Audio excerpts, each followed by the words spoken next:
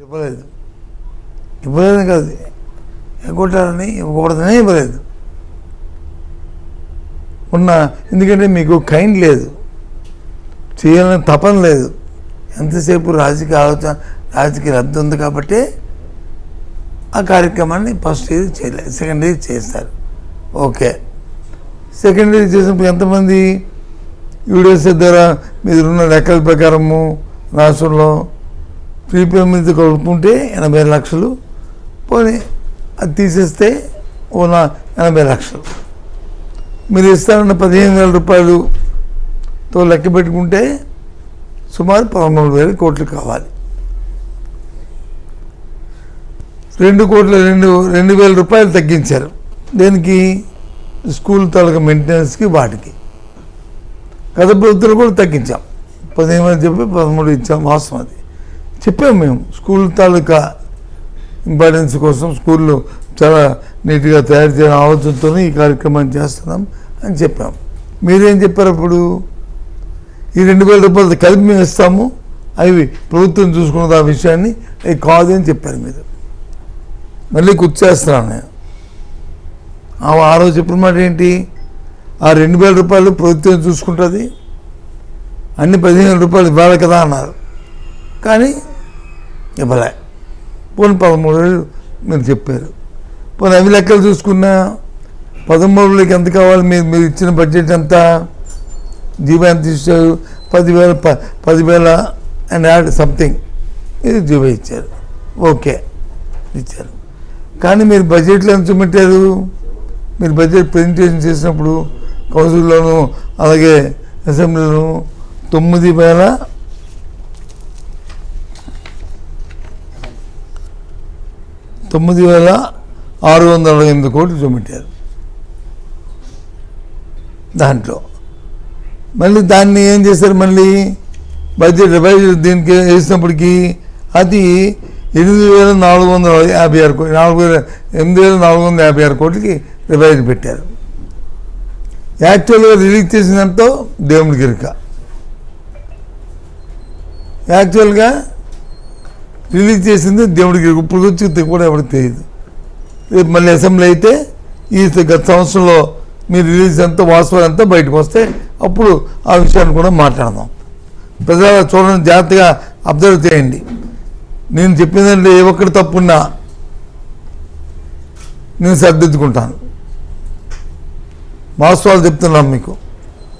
ఈ ప్రభుత్వం ఎంత మాయ చేస్తుందో, మోసం చేస్తుందో, ప్రజల్ని ఏ విధంగా పంగనాలు పెడుతుందో చెప్పడానికి ఈ ప్రెస్ మీట్ ఇచ్చారు. పోనీ ఇచ్చిన 13,000 రూపాయలు ఇచ్చినప్పుడు నేను అసెంబ్లీ అవుతున్నప్పుడు కౌన్సిల్లో చెప్పాను, ఏమని? అయ్యా 13,000 రూపాయలు అన్నారు మీరు, అందరికీ ఇవ్వలేదు మీరు, కొందరికి ఇంకా మీరు 9,000, 8,000 ఇచ్చారు. దయచేసి ఆ బ్యాలెన్స్ ఎప్పుడు ఇస్తారో చెప్పండి అన్నాను. అంటే కొంతమంది మంత్రులు ఇచ్చారు నా మీదకి, ఛాలెంజ్ చేస్తున్నాం, పదండి చూపెడతామా. నేను చెప్పాను, ఇది ఛాలెంజ్ చేయడానికి ఇదేమి కుస్తీ పోటీ కాదు, దయచేసి ఆ మాటలు వాడద్దు. నేను పబ్లిక్ వాస్తవంగా సొసైటీలో మీరు ఇస్తుందంత అనేది తెలుసుకొని మీకు చెప్తున్నాను. ప్రభుత్వం ప్రజలు మీరు వెరిఫై చేసుకోండి. ఒకవేళ నేను మాట్లాడిన తప్పు అయితే నేను విత్డ్రా అవుతాను, నా మాటల్ని నేను విత్డ్రా అయ్యి సభకి క్షమాపణ చెప్తానని ఆ రోజు చెప్పాను.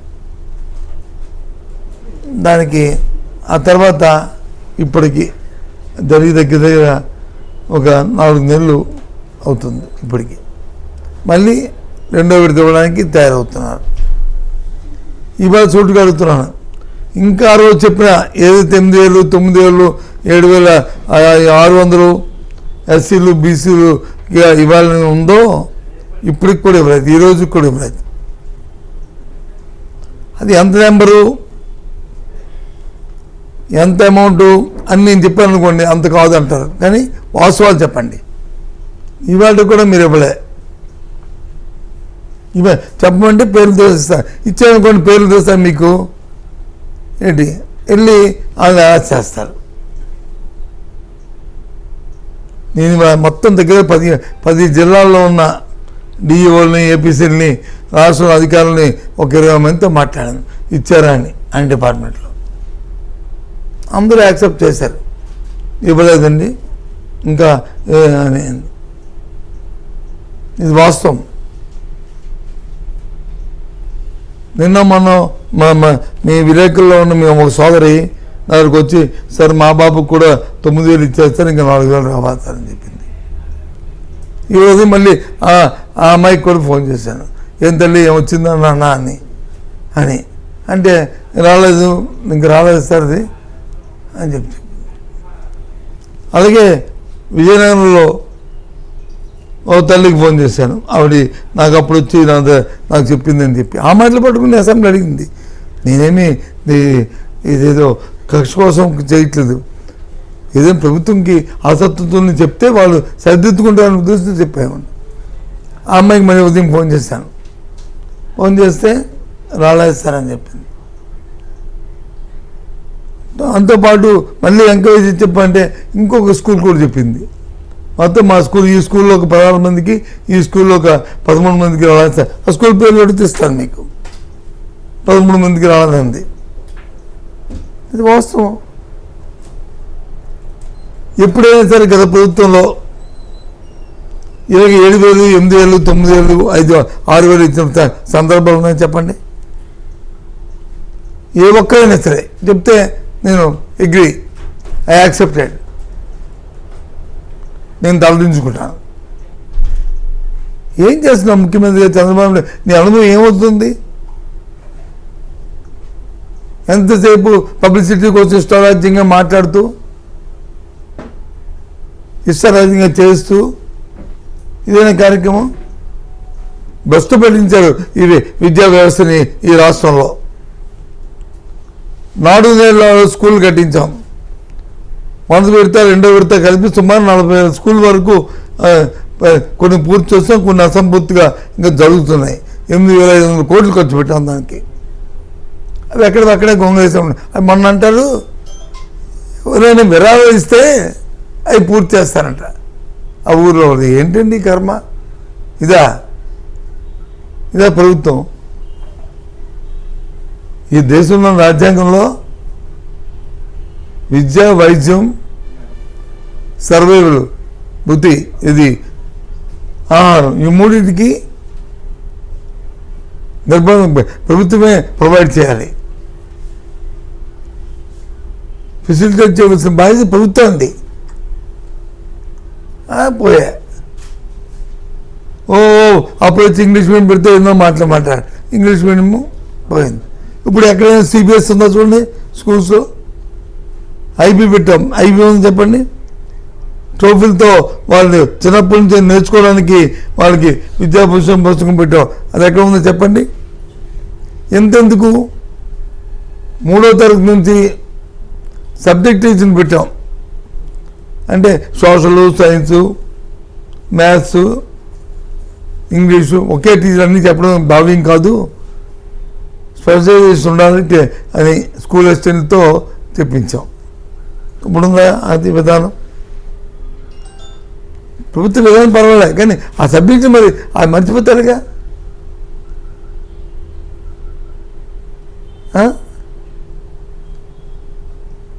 స్కూళ్ళు ప్రారంభమయ్యా ఇప్పుడు ఎన్నాళ్ళైంది?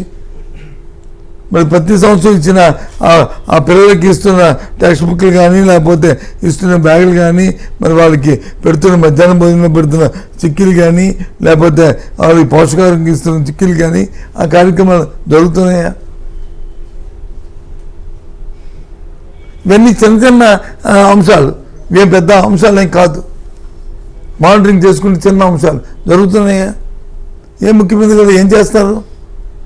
ఎంతసేపు పెద్ద పెద్ద మాటలు, కొండ దాడిపోయిన మాటలు.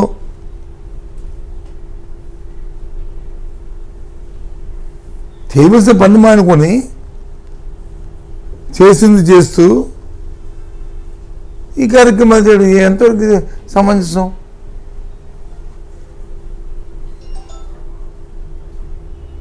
అందుకే ఇవాళ మిమ్మల్ని అందరిని పిలిచి అసలు రాష్ట్రంలో రేపు ఉదయం దయచేసి ఆ పత్రికలో ఆ ప్రభుత్వం తరఫున ఒకరిని డిమాండ్ చేస్తున్నాను. ఈ రాష్ట్రంలో ఎంతమంది పిల్లలు చదువుతున్నారు? ఎంతమంది పిల్లలకి మీరు పెట్టిన ఈ అమ్మఒడి కాకుండా తల్లి వందనాన్ని ఇస్తున్నారు? గత సంవత్సరం ఇచ్చిన తల్లి వందనం ఆ పూర్తి చేయడానికి, ఫుల్ఫిల్ చేయడానికి ఆ మిగిలిపోయిన విద్యార్థులకి, ఆ లక్షలాది మంది విద్యార్థులకి ఎప్పుడు లోపల ఇస్తారు? లేదా దీంతో కల్పిస్తారా? 22వ తారీఖు దీంతో కల్పిస్తారా? మళ్ళీ నెక్స్ట్ ఇయర్ కూడా ఈ రకంగానే వాయిదాల మీద ఇస్తారా? ఒకేసారి ఇస్తారా? దయచేసి చెప్పండి. ప్రభుత్వాన్ని డిమాండ్ చేస్తున్నాను, చెప్పని చెప్పి. ఎప్పుడులాగా పిల్లల కోసం ఇచ్చే ఏవైతే ఇచ్చామో యూనిఫామ్స్, షూస్,